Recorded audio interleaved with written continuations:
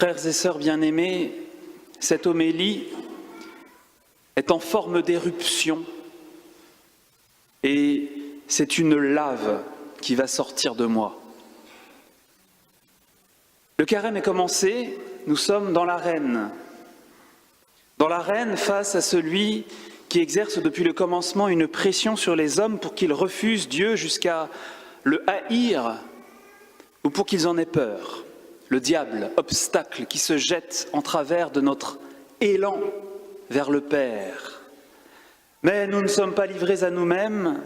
Dans l'arène, Jésus est là aussi et c'est extraordinaire. Les tentations de Jésus au désert s'inscrivent dans la ligne du mystère de Noël et annoncent le mystère pascal. En effet, c'est parce qu'il a pris notre condition humaine qu'il est là. Il s'est fait homme et l'Emmanuel va empoisonner l'adversaire en mourant sur la croix. C'est l'étonnante façon de voir et de raconter de saint Maxime le confesseur que je cite. Dieu se fait parfaitement homme en n'omettant rien de ce qui appartient à notre nature, sauf le péché, lequel n'en faisait pas partie. Il voulait ainsi présenter notre chair comme un appât pour provoquer le dragon insatiable, prêt à engloutir cette chair, devenue pour lui un poison capable de le détruire entièrement par la puissance de la divinité cachée en elle. Le démon, en cherchant à manger la chair du Seigneur, serait détruit par la puissance de la divinité qu'elle contient. Et cette même chair deviendrait un remède pour la nature humaine en la ramenant à la grâce des origines par la puissance de la divinité unie à elle. C'est génial! La mort engloutit le Christ et le macabre Lucifer est vaincu. Et nous, en mangeant le corps du Christ, pain de vie, nous sommes vivifiés. C'est magnifique de voir Jésus au désert, seul, dénué de tout et tenté par Satan. On peut y voir une manière pour lui de s'approprier le sort de l'araméen errant dont parle le Deutéronome. En effet, après la détresse du rude esclavage, Israël sera conduit par le Seigneur à travers le désert pendant 40 ans. 40 années où se mêlent l'amour et l'infidélité du peuple élu, la confiance et la trahison des fils de Dieu. Jésus, lui, ne séjourne que 40 jours au désert. Mais il aime, il combat et ne perd jamais. Un jour, il dira, « Le Père et moi, nous sommes un. » Leur amour est infini, invincible, leur unité indivisible. Alors, Satan peut toujours rêver avec ses « si tu es le Fils de Dieu, fais ceci, si tu es le Fils de Dieu, fais cela ». C'est vrai, Jésus mené au désert fait penser au petit peuple en marche. Jésus au désert se fait proche d'Israël en exode. Mais surtout, il me montre qu'il est mon frère. Il est proche de l'homme déchu, semblable à Adam chassé du très vert jardin d'Éden, où jaillissait la source d'eau vive. Jésus rejoint l'homme dans ses déserts, dans tout ce que la vie peut avoir d'infernal, au sens figuré et au sens propre. C'est une constante chez lui, nous le savons, de goûter à tout ce que nous vivons. Il est avec nous toujours et partout, à la vie et à la mort. Même notre faute, il l'a prise comme si c'était lui qui l'avait commise. Il s'en est recouvert comme d'un drap immonde pour paraître devant le Père. Ainsi, ce manteau de péché ne nous condamnerait plus. il ne serait plus sur nous, mais sur lui. Sur lui qui, enveloppé tout ruisselant de cette misère noire, aimait le Père à l'infini, se sentait aimé, se savait aimé encore, et qui savait que seraient accueillis avec lui dans les bras du Père ceux dont il avait pris le péché sur lui. Père, pardonne-leur. En tes mains, je remets mon esprit. Me voici, moi et mes frères, moi et les enfants que tu m'as donnés.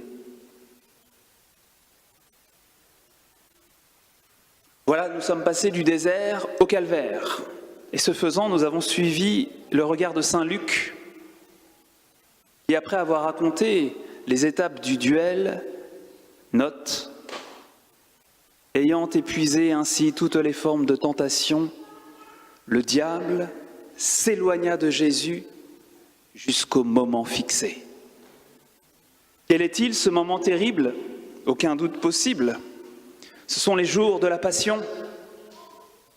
Lorsque des voix cruelles et ricanantes s'élevèrent pour dire et pour tenter, il en a sauvé d'autres.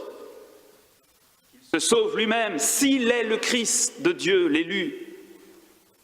Sauve-toi toi-même si tu es le Fils de Dieu et descends de la croix. Dieu merci, Jésus n'est pas descendu. Il n'a pas voulu compromettre l'œuvre de notre salut en sauvant sa peau. Donc il y eut ce concert de tentations sadiques et il y eut, plus terrible, la tentation la plus effrayante, celle que Mel Gibson a bien fait voir dans La Passion du Christ. Le film commence avec Jésus priant à Gethsémani, comme on lutte jusqu'à épuisement, et le diable est là, encore, qui lui dit qu'aucun homme ne peut porter tout le fardeau du péché, que c'est un fardeau trop lourd, que le salut de nos âmes est bien trop cher, autrement dit, que la passion ne suffira pas. Les grands mystiques, les grands saints de la Passion nous apprennent qu'à cette heure dernière, le mauvais, le tentateur chercha à montrer à Jésus que l'homme ne valait pas la peine, que l'homme ne méritait pas son amour et son sacrifice, qu'il n'était pas digne du salut, que le pardon était trop onéreux et qu'il valait mieux se laisser se perdre, une créature aussi vile qui ne paierait que d'ingratitude un amour à ce point démesuré. Et à l'heure de ce suprême amour, Jésus, par la lumière, dans la lumière de sa divinité, a vu ceux que sa passion ne sauverait pas. Alors laisse tomber, lui dit le diable. Ne les sauve pas, ils n'en valent pas la peine. Aucun, non, jamais. Regarde-les. Même les prêtres, les évêques, vautrés, avec leur inarrêtable besoin de pouvoir, d'argent, d'orgasme, et cette lâcheté. Mes frères bien-aimés, Jésus a vu la frange immonde du clergé qu'on vous montre partout, tout le temps, depuis des mois.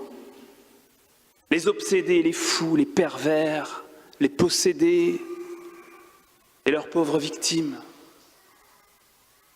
Père, éloigne de moi cette coupe. Jésus a tout vu. Il a tout bu. Chaque faute, chaque crime, chaque mensonge, la double vie, chaque cri, chaque larme, tous ces sacrilèges, toutes ces profanations des autres, il a vu son sacerdoce travesti. Jésus l'agneau, a été terrifié par toute cette obscénité, cette malice, autant de messes noires, dit le Saint-Père.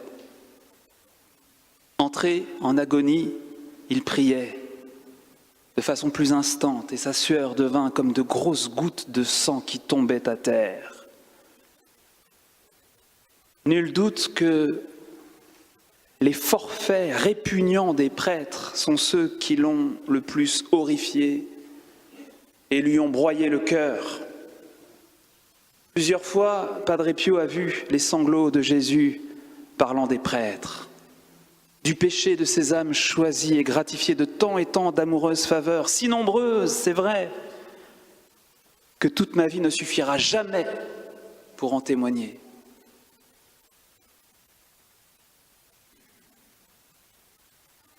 Et Jésus, pourtant, n'a pas renoncé à l'Église. Il n'a pas renié cette institution.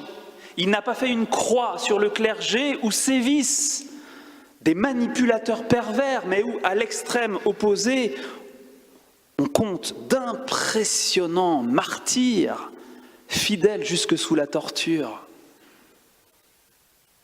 Jésus n'a pas renoncé. Pourquoi ?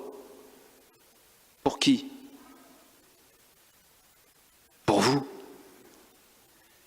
Le Seigneur a voulu pour vous tous ces trésors d'amour ahurissants que l'Église contient toujours. Ne serait-ce que pour le Saint-Sacrement de l'autel, il fallait que les prêtres existent pour que Dieu se donne réellement sous l'apparence d'un pain rompu par des madomes, pour que son sang flambe dans une coupe qu'on pourrait voir. Jésus n'a pas voulu que vous soyez privés, que je sois privé de ce visage, de l'amour au-dessus de tout amour, même s'il savait qu'on allait le trahir.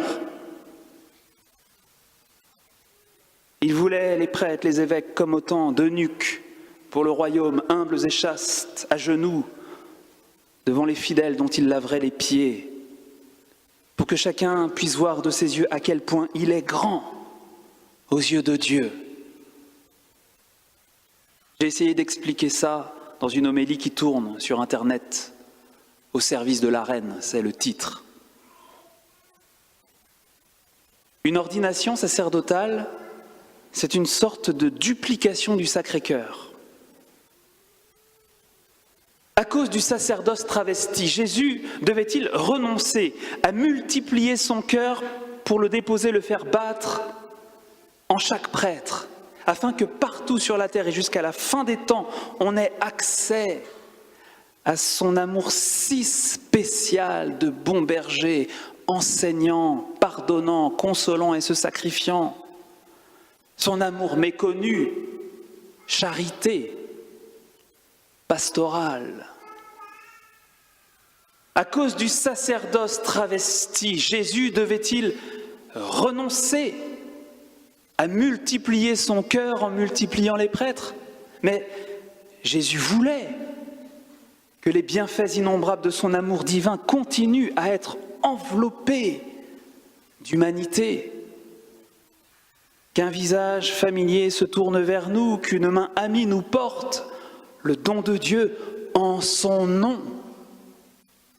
On trouverait alors partout presque quelqu'un qui aurait le parfum du bon Dieu et d'où filtrerait un peu de sa tendresse, de sa force, de sa peine et de sa joie.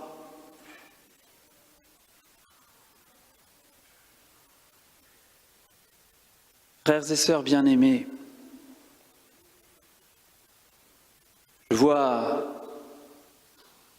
des larmes qui coulent. Je suis confus, nous le sommes tous. Nous ne voulons pas juger, nous ne le faisons pas. En même temps, nous nous sentons souillés, trahis, humiliés par toute la terre à cause de ces fautes abjectes, et nous sommes parfois écœurés. Mais je veux vous dire, je dois vous dire que le Christ a porté tout le fardeau du péché. Jésus a bu la coupe amère jusqu'à la lie. Comme dit l'Écriture, il s'est chargé du péché des multitudes et il intercédait pour les pécheurs. Jésus a été couvert de cet opprobre qui recouvre notre peuple en ce moment. La honte qui est sur l'Église est sur lui, car il demeure l'agneau qui porte, qui enlève le péché du monde. Il a été vêtu du manteau rouge, couronné d'un diadème blessant, on l'a bourré de coups, les crachats des Romains se sont collés sur son visage. On s'est moqué de lui, on a parodié sa royauté, on a ricané en parlant dédaigneusement de lui comme d'un sauveur. Ce n'est pas tout. Toujours avec sa façon bien à lui de s'approcher de tout homme, de rejoindre même la plus sordide des destinées, il est pour ainsi dire descendu plus encore dans cette basse fosse de la violence et de l'impureté. On l'a dévêtu, toute une cohorte de soldats ameutés sur lui, sa chair immaculée a été violemment striée par les fouets, et il se taisait. Agneau au milieu des loups, mon héros, notre héros. Puis on l'a étendu à terre, nu. Nu, on l'a pris et cloué sur une croix, et on l'a dressé comme ça devant tout le monde. Il a aimé sans mesure. Il s'est approprié la souffrance et le péché. De cette manière, il a étreint les malheureux et adjuré les coupables par sa nudité, par son supplice. Mes amis, tenez bon. N'oubliez pas que Jésus a porté le péché du monde. Son Père lui a dit qu'il écraserait le lion et le dragon. Dans le monde, vous trouverez la souffrance, dit-il. Mais gardez courage, j'ai bel et bien vaincu le monde. Ne vous laissez pas abattre. Vous pouvez être fiers de votre Sauveur, fiers de son amour, de son martyre pour nous. Fiers jusque dans cet opprobre qui nous couvre malgré nous. Oserais-je vous demander d'être fiers des prêtres que vous aimez? Oui, j'oserais. S'il vous plaît, soyez encore fiers de ces prêtres qui, dans l'immense majorité, sont tout à Jésus, chastes, continents, droits, dévoués autant que leurs forces le leur permettent, vivant modestement et recherchant l'humilité. Autant de pasteurs qui n'ont qu'un regret, celui de ne pas mieux refléter le cœur de Dieu. Ne doutez jamais du fait que le célibat sacerdotal est un grand don pour nous tous. Certes, pour reprendre une expression de Jésus, nous voyons l'abomination installée dans le saint lieu, l'abomination là où elle ne doit pas être. Mais nous verrons encore se lever du sein de notre peuple de magnifiques figures sacerdotales, peut-être les plus belles de toute l'histoire si l'on en croit les prophéties d'un saint Louis-Marie Grignon de Montfort. De très saints prêtres, de grands évêques sont encore à venir. En eux, le monde redécouvrira la beauté du sacerdoce et l'amour du cœur de Jésus, qui sont une seule et même chose. Amen.